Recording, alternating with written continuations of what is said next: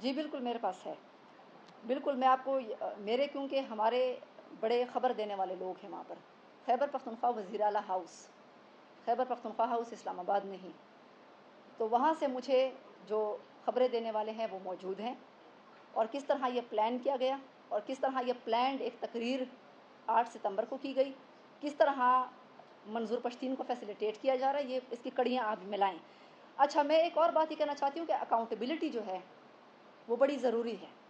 جب تک سیاستدانوں اور ہر ایک فرد، چاہے وہ فوج میں ہو چاہے وہ سیاستدان ہو، سب کا جو ہے وہ احتساب ہونا چاہیے۔ اب فوج کو اس بات پر ہم اپریشیٹ کرتے ہیں کہ اپنے ایک جنرل کا جو ہے انہوں نے احتساب وہ کر رہا ہے، کورٹ مارشل کر رہا ہے، لیکن سیاستدانوں کا بھی تو احتساب ہونا چاہیے۔ یہ نہیں کہ میں 8 ستمبر کو جلسہ بلا لوں گا، آپ کو دیکھ لوں گا، میرے پاس اتنے عوام ہیں۔ ہمارے عوام کو بھی سوچنا چاہیے کہ یہ ہم کس مقصد کے لیے جو ہے وہ جا رہے ہیں۔ یہ اگر جنرل فیض جو ہے وہ گرفتار ہو گیا، جو کہ ان کا رازدار تھا بانی پی ٹی آئی کا تمام کرپشن میں، تو 8 ستمبر کو جو ہے وہ پریشر میں لانے کے لیے جو ہے اداروں کو، جلسہ میں نے اتنا بڑا کر لیا۔ تو بات یہ کہ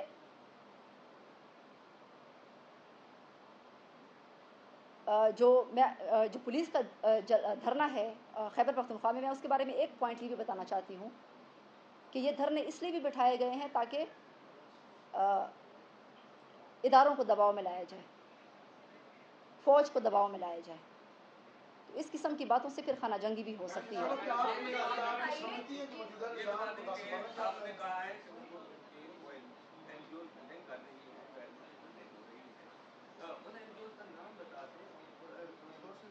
وہ این جی اوز آپ کے اداروں کے پاس ہیں، وہ جو نہیں وہ اداروں کے پاس ہیں۔ میں نے ایک خاتون جو ان کے ساتھ این جی او میں تھی، میں نے ان کو سمجھایا تھا کہ آپ اس طرح نہ کریں، تو وہ سارے ریکارڈ آپ کے اداروں کے پاس موجود ہے۔ میں یہ بھی چاہتی ہوں کہ جو سیاستدانوں کی اکاؤنٹیبلٹی ہے وہ کیوں ہونی ضروری ہے، وہ اس لیے کیونکہ ہمارے لوگ جو ہیں کہیں سیلاب زدگان ہیں، کہیں لوگوں کی آبادکاری کرنی ہے، تو ہونا یہ چاہیے کہ ان کے خلاف کیس چلتے نہ رہیں تاکہ پھر حکومت میں آ کر وہ ترمیم کر کے اس کو بند کر سکے۔ سب کا احتساب ہونا چاہیے، ان کی جائیدادوں کی ضبطگی ہونی چاہیے، پنشمنٹ سزا اور جزا ہونی چاہیے۔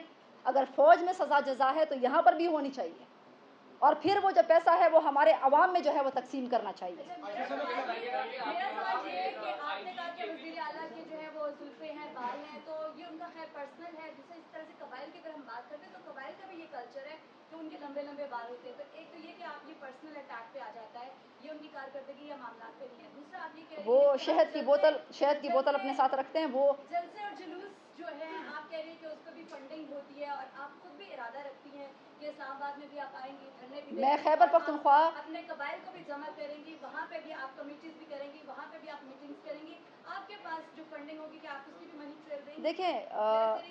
دیکھیں یہ جو جس قسم کا وزیر اعلیٰ خیبر پختونخوا ہے اور جس قسم کی باتیں فرماتے ہیں جلسے میں، کبھی خواتین کے بارے میں، کبھی اداروں کو دھمکیاں دیتے ہیں، شہد کی بوتل ان کے اوپر مقدمات ہیں۔ اچھا اس قسم کے جو ریپوٹیشن کے شخص ہیں، آپ کیا اس کو ڈیفینڈ کریں گی کہ وہ وزیر اعلیٰ ان کو رہنا چاہیے؟ ہاں تو نہیں تو میں تو اس کے ساتھ میں نے کچھ اور کوالٹیز بھی ان کو بتائی ہیں، تو میں یہ کہتی ہوں کہ علی امین اپنی جو زلفیں ہیں اس کو ہلانا آپ بند کرو، آپ آرام سے بیٹھ جاؤ اپنے صوبے میں، اپنی عوام پر توجہ دو، اور مجھے پتا ہے کہ آپ کو کس لیے جو ہے وہ بانی چیئرمین نے پورے پی ٹی آئی میں سلیکٹ کیا ہے، کیونکہ آپ کی جو پارٹی ہے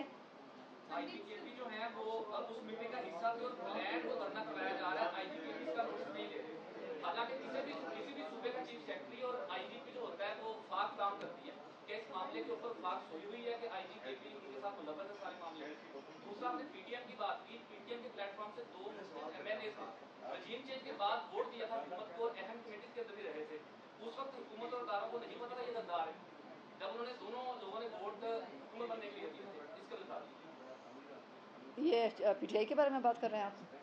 پی ٹی ایم کے 2 ایم ایل ایز نے جی اور مستاور نے ووٹ دیا تھا رجیم چینج کے بعد، کیا اس وقت وہ ان کی مددگار نہیں تھی؟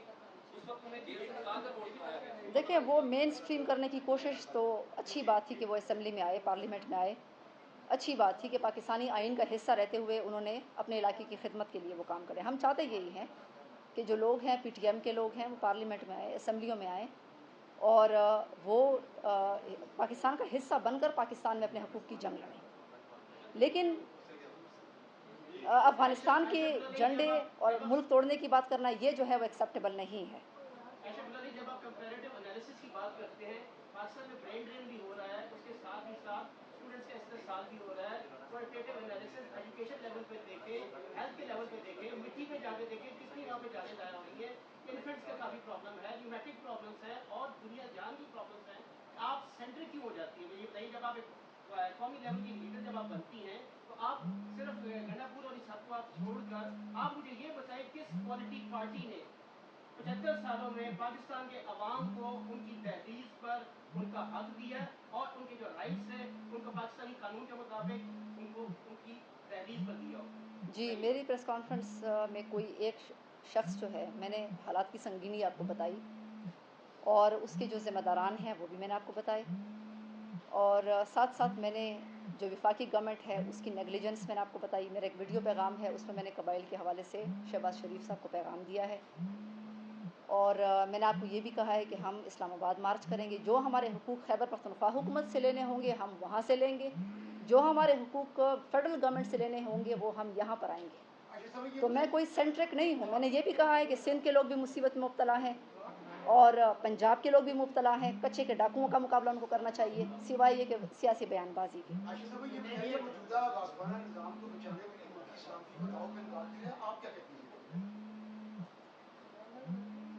ये आप किस कॉन्टेक्स्ट में बात कर रहे हैं?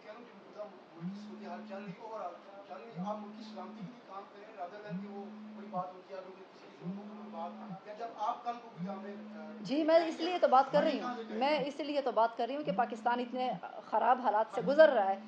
गैर संजीदा लोग कभी ख़वातीन के बारे में रिमार्क्स देते हैं, कभी अजीब व गरीब बातें करते हैं। इस किस्म के लोगों को इससे पहले आप यानी ये कोई तरीका है कि एक ऐसे सूबे पर आपने, हमारे लोग तो बड़े संजीदा लोग हैं, हमारे खैबर पख्तूनख्वा के लोग, वो ये कह भी रहे हैं कि हमारी जो हालात हैं उसका एहसास हुकूमत को नहीं है और ना ही जो है मैं समझती हूँ कि शहबाज शरीफ साहब को भी इस बात का एहसास नहीं है कि जो उनकी ज़िम्मेदारियाँ हैं वो वहाँ पर अदा करें। तो सब जो है मैं समझती हूँ कि इसमें ज़िम्मेदार। देखिए, मैं तो ये समझती हूँ कि जब अवाम ये समझते हैं कि जब दहशतगर्दों को लाया जाएगा बाहर से तो फिर तो जो वहाँ पे नागुज़ीर होगा। बाहर मुल्कों में भी आप देखिए कहीं कत्ल हो जाता है, कहीं क्राइम हो जाता है तो पुलिस वगैरह आ जाते हैं, हेलीकॉप्टर वगैरह आ जाते हैं। तो जब आपके मुल्क में हालात ऐसे क्रिएट होंगे, जब आपके पार्टी जो है वो अपनी हुकूमत में लोगों को लेकर आएगी, खुद कन्फेस कर रहे हैं, तो फिर उसके बाद ऑपरेशन नहीं होगा तो क्या होगा? ये जो पुलिस लकी मरवत में बैठी हुई है कि हमारे ऑपरेशन नहीं होना चाहिए, तो लकी मरवत में सेंसिटिव इलाका है, बन्नू सेंसिटिव इलाका है, घर घर जो है वो 10-10 कलशनकोफ पड़ी हुई हैं, दहशतगर्द वहाँ फिर रहे हैं। तो जब पुलिस कंट्रोल नहीं कर सकी तो आखिरकार फिर आर्मी को आना पड़ा उस ज़िले में पुलिस की इमदाद के लिए। तो अब आप ये कह रहे हैं कि फ़ौज जो है वो यहाँ से निकल जाए, हम कंट्रोल कर लेंगे। आपने कौन सा कंट्रोल किया अभी तक? क्या फ़ौजी, आप कह रहे हैं हमारी टारगेट किलिंग हो रही है। टारगेट किलिंग जो है, देखिए पुलिस फ़ौज के बाद दूसरा बड़ा इदारा है। टारगेट किलिंग आपकी नहीं हो रही, सिर्फ फ़ौजी भी रोज़ाना शहीद हो रहे हैं। तो ये कौन सी बात है कि फ़ौजी जो है उसकी तो मौत की कोई कीमत ही नहीं है। तो ये जो फ़ौज और इदारों को आपस में लड़वाया जा रहा है और कौमियत कौम परस्ती को हवा दी जा रही, इस पे आप ज़रूर आप सोचें। मैं पूरी कौम को कहती हूँ। शुक्रिया।